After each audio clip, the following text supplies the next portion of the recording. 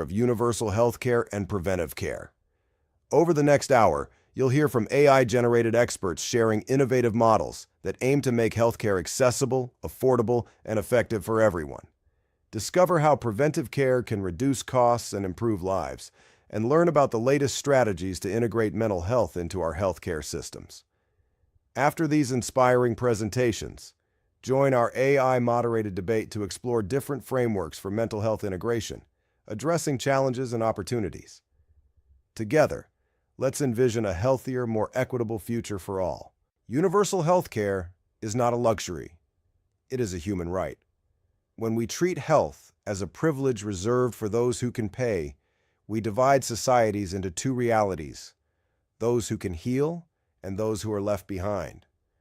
But when we recognize health as a public good, we unlock an engine of social progress that benefits everyone. Look at the Nordic countries. Their universal healthcare systems are not perfect, but they ensure that a child born in a rural village has the same right to a doctor as a child born in a capital city. Rwanda, after the devastation of genocide, rebuilt its healthcare system around equity, and today, more than 90% of its citizens are covered. These examples prove that universal healthcare is possible, even in resource-constrained settings. And the impact goes far beyond medicine. Studies consistently show that universal healthcare strengthens economies. A healthy workforce is more productive. Fewer families fall into poverty due to medical bills. Communities become more resilient against crises, from pandemics to climate shocks. So the question is, not can we afford universal healthcare, but rather can we afford not to? Every delay, every year of inaction costs us lives, potential, and opportunities for human flourishing. But let's be clear, universal healthcare is not a one-size-fits-all formula. Each country must design a model that fits its unique context, its culture, its resources, its people. Some may lean on public systems, others may blend private and public partnerships. What matters is the principle that no one is denied care because of who they are or what they earn. Preventive care is the most powerful yet most underutilized tool in healthcare. Every dollar invested in prevention saves up to $5 in treatment. Think about that. A small investment in keeping people healthy spares families the devastating costs of hospital stays, lost wages, and chronic illness. Yet too often, our systems wait for disease to appear before they act. What if we flipped the script? Instead of waiting for heart disease, we invested in nutrition education and regular blood pressure screenings. Instead of focusing only on cancer treatment, we emphasized early detection through accessible screenings. Instead of treating diabetes once it has advanced, we built healthier food systems and promoted active lifestyles at the community level. The evidence is clear. Prevention transforms healthcare from reactive to proactive. It changes the very definition of what it means to be healthy. Health becomes not simply the absence of disease, but the presence of well-being. And prevention is not just about the individual. It's about systems and communities. When a city invests in clean air policies, it prevents asthma and lung disease for thousands. When schools prioritize physical activity and balanced meals, they lay the foundation for a healthier generation. When governments fund vaccination programs, they save millions of lives and billions of dollars. But prevention requires long-term vision and political courage, because the benefits of prevention are not always immediate. Politicians may not see the results in a single election cycle, yet the payoff for humanity is enormous. Imagine a healthcare system where illness is the exception, not the norm. A system that celebrates wellness as much as it responds to disease. A world where your local clinic isn't just a place you go when you're sick, but a hub for health promotion, education, and community connection. That is the power of prevention. Not just saving money, not just saving lives, but building societies where health is sustained, protected, and shared by all. Artificial intelligence is already reshaping healthcare. From predicting disease outbreaks to detecting the earliest signs of cancer, AI tools are democratizing access to life-saving insights. A rural clinic with limited staff can now use AI-driven diagnostics to catch diseases earlier than ever before. A smartphone app can track subtle changes in speech or movement, signaling neurological conditions before they advance. And global health agencies use AI to map and predict epidemics, buying precious time to save lives. But here's the truth. AI is not magic. It is not a cure-all. And it must never be allowed to replace the human touch at the heart of medicine. The key is balance. Technology must complement human care, not compete with it. Why? Because healthcare is not only about data, it is about trust. A machine can read a scan, but only a human doctor can hold your hand when you are afraid. An algorithm can flag a risk, but only a nurse can explain it with compassion and help you feel safe. If we design wisely, AI can take away the heavy burdens, the repetitive tasks, the administrative overload, the delays in diagnosis, freeing clinicians to do what they do best: care. Imagine doctors spending less time typing into computers and more time listening to their patients. Imagine health workers in underserved areas gaining the same decision support tools as those in the world's best hospitals. Of course, there are challenges: data privacy, bias in algorithms, unequal access to digital tools. If left unchecked, AI could widen inequalities instead of reducing them. That is why ethics and inclusivity must guide innovation at every step. Together, we can create smarter, more compassionate healthcare ecosystems. Systems where artificial intelligence strengthens human intelligence, where efficiency serves empathy, where technology is not the story, but the instrument that allows the story of human healing to unfold with more dignity and more reach than ever before. As a voice for patients, I want to remind us, behind every policy, every system, every budget decision is a person. Someone's mother, father, child. It's easy, when we talk about healthcare, to get lost in numbers, cost per capita, coverage percentages, mortality rates. These statistics are important, but they are not the whole story, because behind each number is a life. Behind every data point is a human being who dreams, struggles, and deserves dignity. Healthcare is not only about curing illness, it is about dignity, trust, and hope. It is about whether a young mother feels safe walking into a clinic, whether an elderly man can afford his medicine without choosing between food and treatment, whether a teenager struggling with depression finds someone who listens. I once heard a patient describe healthcare as a doorway. For some, that doorway is wide open, affordable, welcoming, easy to walk through. For others, the doorway is locked, blocked by cost, distance, or stigma. A true healthcare for all system ensures that the doorway is open to everyone, no matter who they are or where they come from. And here's the truth. Patients know what they need. Too often, systems are designed without listening to the very people they serve. If we want healthcare that works, we must design it not just for people, but with people. That means listening to patient voices in policy rooms, including communities in decisions about care, and respecting the lived experiences of those most affected. Because healthcare is not charity. It is not something given to the poor or marginalized. It is a partnership between systems and citizens, built on respect. A healthcare for all system listens to its people and ensures no one is left behind. Yes, mental health must be integrated. 1 in 4 people will face a mental health challenge in their lifetime. That is not a statistic about them. It is a statistic about us, our families, our neighbors, our colleagues, our friends. Yet for too long, mental health has lived in the shadows of healthcare, treated as optional, secondary, or somehow less urgent. By integrating mental health into primary care, we change that story. We reduce stigma by making mental health a normal, routine part of the healthcare journey. When a patient comes for a checkup, screening for depression should be as natural as checking blood pressure. When someone visits their local clinic, access to counseling or mental health support should be as expected as access to antibiotics. Integration improves access. In many countries, there are far too few psychiatrists, psychologists, or specialists. But primary care providers are everywhere. In community clinics, in local health centers, in the places people already go for help. Equipping them with tools, training, and resources to address mental health expands the reach of care exponentially. And most importantly, integration treats the whole person, body and mind, together. We know that mental health impacts physical health. Depression worsens outcomes for diabetes and heart disease. Stress weakens the immune system. Trauma affects recovery from illness. To separate the mind from the body is not only artificial, it is dangerous.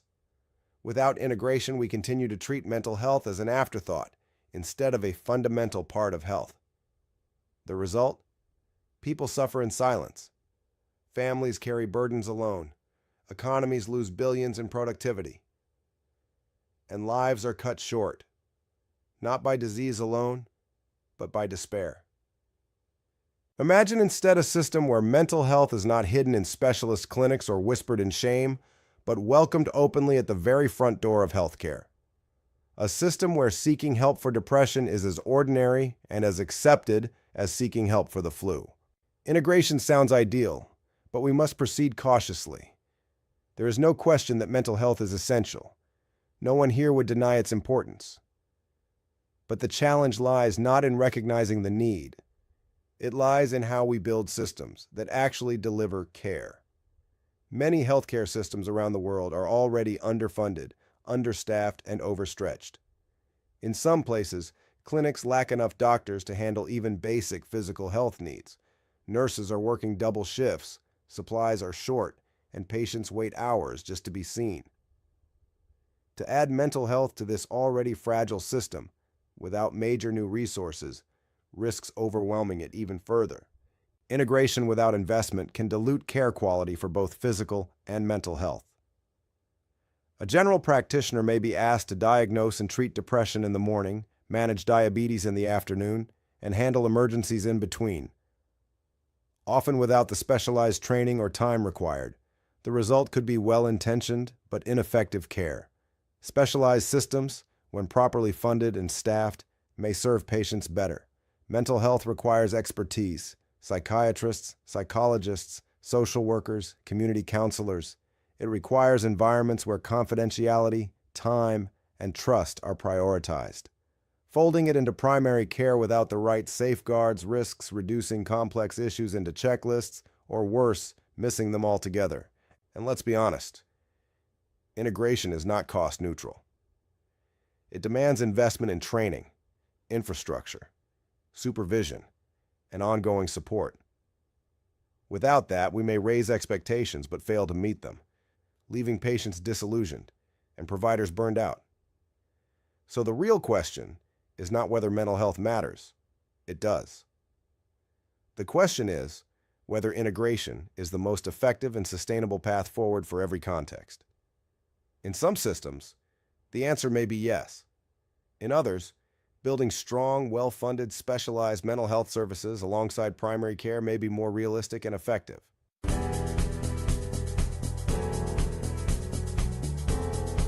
Hi there, I'm Miss Sarah. Well, I guess you could call me Peaceism. Yeah, peace works. Let me show you something important. See these people? They're all struggling with healthcare. It's tough out there. But what if I told you there's a way to change all this? Enter World Peace Development Holdings Limited. They've got this amazing idea called the Peaceism Ecosystem. It's all about bringing people together, you know? Healthcare for everyone. Watch this. See how everything's connecting? Now look, people are healthier, happier, and more peaceful. Cool, right? Want to be part of this change? Join us at the Healthcare for All EXPO. Together, we're building a sustainable future. How's that for world peace? Remember, a healthy world is a peaceful world. See you soon.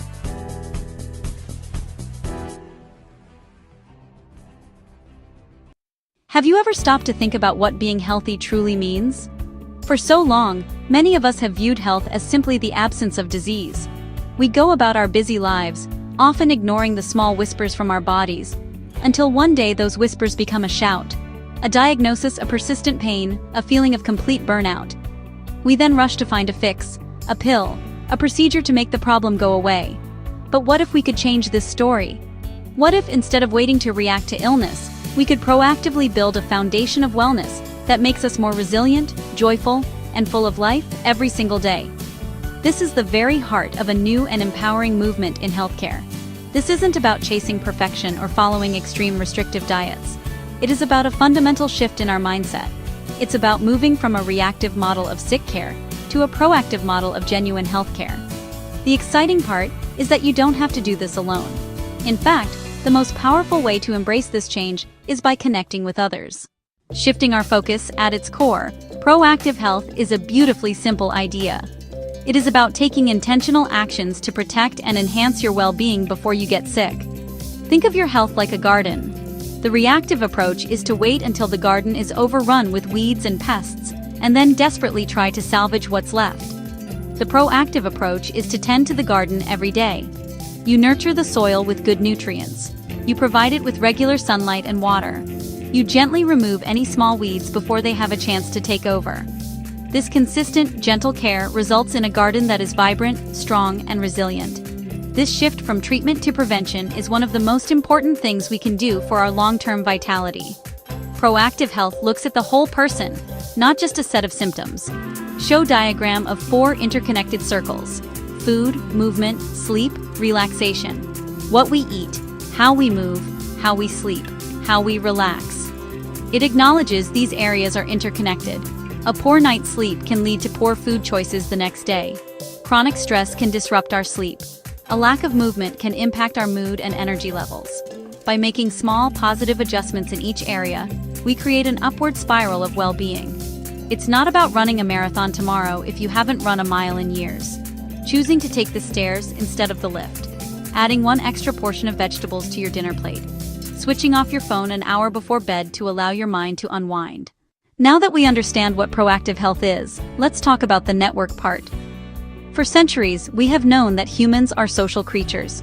We thrive on connection, community, a sense of belonging. A wellness network takes this fundamental human need and applies it to our health journey. It is a group of people who come together, either in person or online, with a shared intention of supporting one another. This support system transforms health from a lonely individual struggle into a shared, collaborative adventure. It provides accountability, encouragement, a space to share both challenges and successes. Think about how much easier it is to go for a walk when you have arranged to meet a friend. On a day when you feel tired or unmotivated, knowing someone is waiting for you can be the gentle nudge you need. This is the magic of a wellness network in action. These networks are not about professional medical advice. They are about peer-to-peer support. We are far more likely to stick with positive habits when we feel connected to others on the same path. This shared experience creates a powerful sense of camaraderie that can be incredibly motivating. The beauty of a wellness network is its diversity. It can take so many different forms to suit different personalities and needs. Weekly cooking club exploring healthy recipes together. Colleagues taking a mindful lunch break away from their desks. An online forum for new parents sharing tips on stress and sleep. A WhatsApp group where friends check in daily to share health wins. Ultimately, these networks help normalize healthy behaviors. When you are surrounded by people who prioritize well-being, it starts to feel natural and normal for you to do the same. If everyone around you orders sugary drinks and fast food, it can be hard to be the only one ordering water and a salad. But in a wellness network, making the healthier choice becomes the easy choice. This social reinforcement is incredibly powerful. It reshapes our environment and habits to feel supportive and inclusive rather than isolating or restrictive. For most of modern history, our healthcare system has been built on a reactive foundation. We wait for something to break, and then we try to fix it. If you get a chest infection, you get antibiotics. If you have high blood pressure, you are given medication to lower it. While this approach is essential for acute illnesses and emergencies, it is far less effective for the rising tide of chronic lifestyle-related diseases. Conditions like type 2 diabetes, heart disease, and many forms of mental health struggles often develop slowly, over decades of subtle imbalances. By the time a diagnosis is made, the root causes have become deeply entrenched. Imagine your health is like a boat.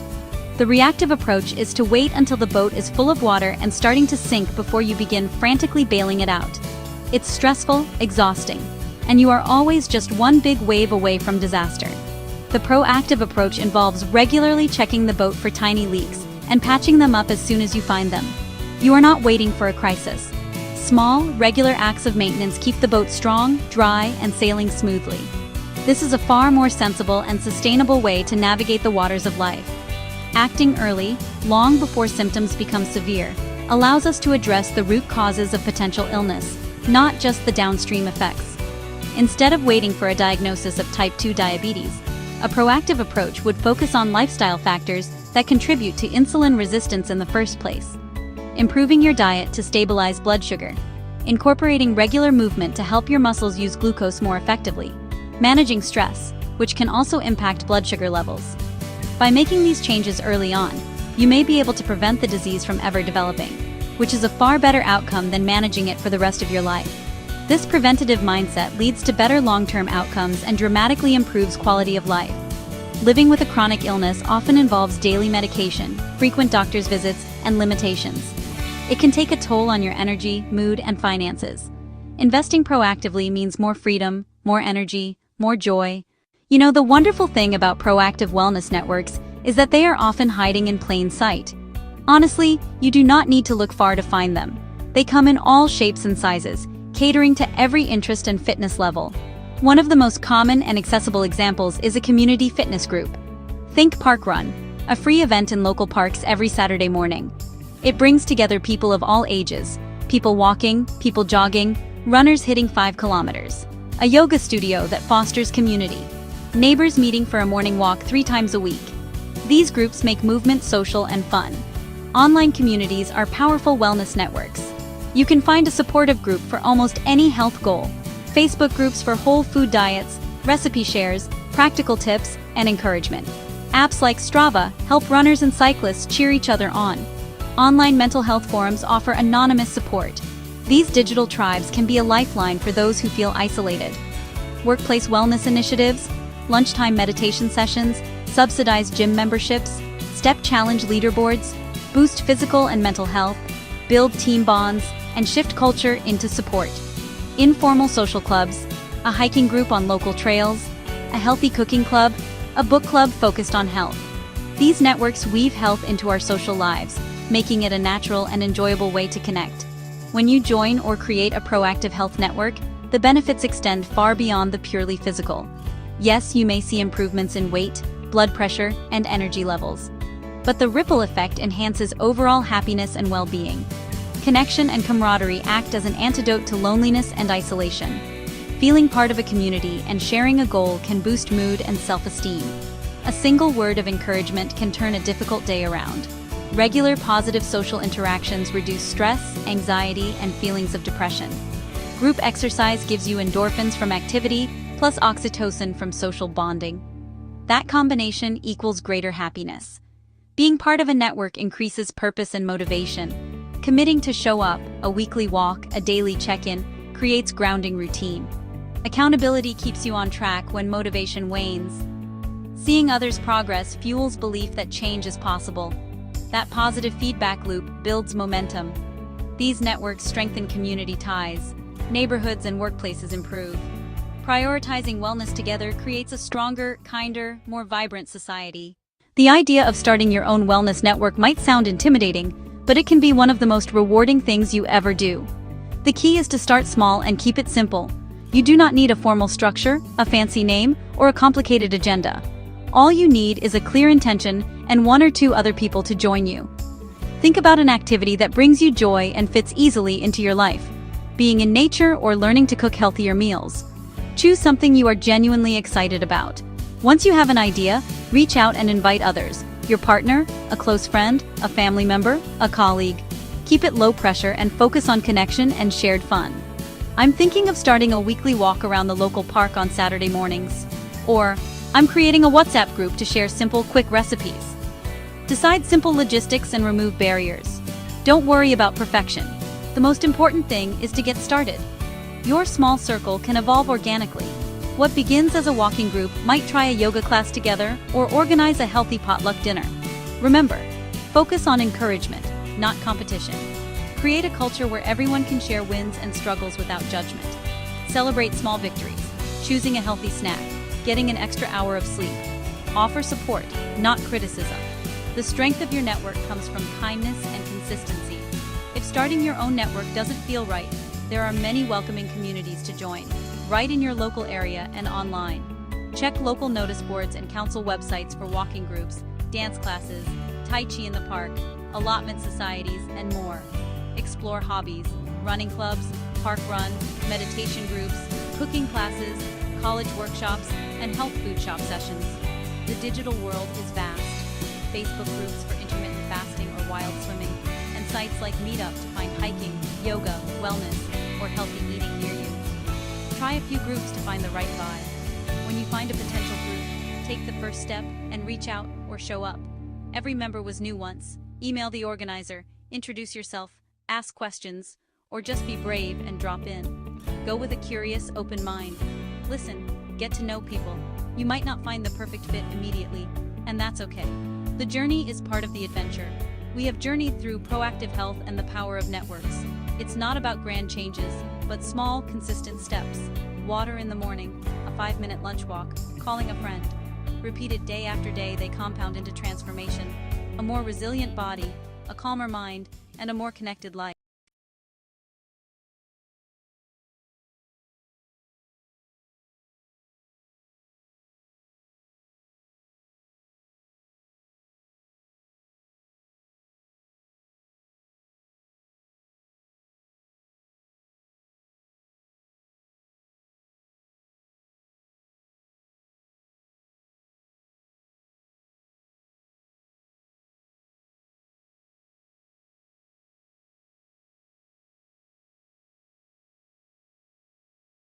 O Lord of the world, creator of all that is, bless us with your infinite peace.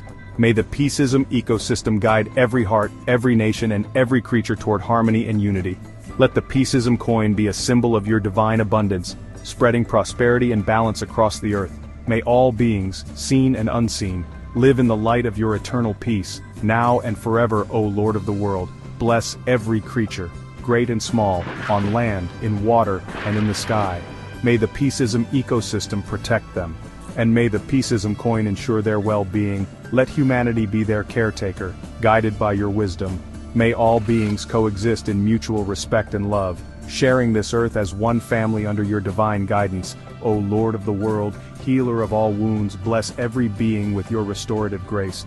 May the Peaceism ecosystem bring balance to body, mind, and spirit. Let the Peaceism coin flow as a symbol of your abundance, ensuring no creature suffers from lack or pain. May all beings find comfort, healing, and renewal in your loving presence, O Lord of the world. Guide us with your infinite wisdom.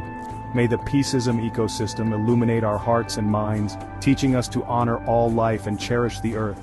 Let the Peaceism coin be a tool of your divine will, spreading prosperity and unity.